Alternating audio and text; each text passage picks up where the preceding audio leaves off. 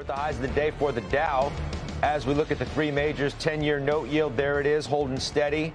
S&P's positive, NASDAQ's dipped just negative. So, Steve Weiss, I want to know where you think the landscape for the market is right now. When Piper Sandler today says, just given what's happened over the last week or so, the uptrend is reconfirmed. They say year-end 48.25. Bespoke points out technicals have gone from bearish to neutral.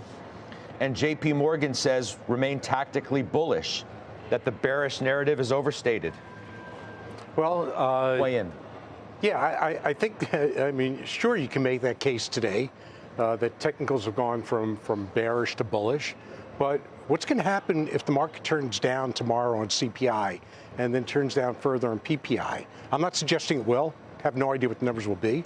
But that's the risk. Some suggest they're going to be good. Gas prices come down a lot. Some commodities have come down further, Sure, energy's come down. So, yeah, that could be it. But my point is that technicals are a fleeting measure of strength in the market.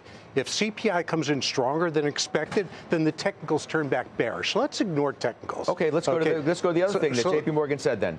The bearish narrative is overstated. Is the bearish narrative tired? It's funny how things change so quickly. A month ago, in October, it wasn't overstated, right? It was the bullish narrative that was overstated. So let's take a longer-term view and let's see what happens with the economy, because ultimately it's going to be all about earnings, and it's going to be about the Fed. So the Fed tightening, even the debate that's going on now between, is it Morgan Stanley and Goldman about when the Fed starts to cut? The point is you're still going to have high rates, still going to damage the economy. We're still seeing economic indicators that are particularly relating to the consumer that are troubling. So who knows? So right now, I think it pays. You don't want to sell the quality names that you have.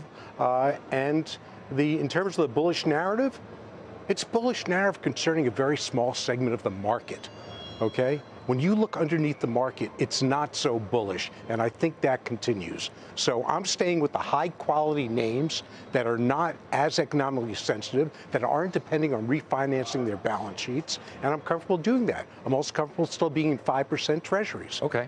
Anastasia, has the uptrend been reconfirmed? Has the bearish narrative become overstated and tired? Should you remain tactically bullish? Tactically, yes. I think you should remain bullish. And I do think this market can still drift higher into year-end despite the very strong month that we had and the strong week that we've had. And look, Steve is right. The technicals are fleeting. But if we focus on the technicals and the upcoming catalysts, I think that becomes a much more solid case.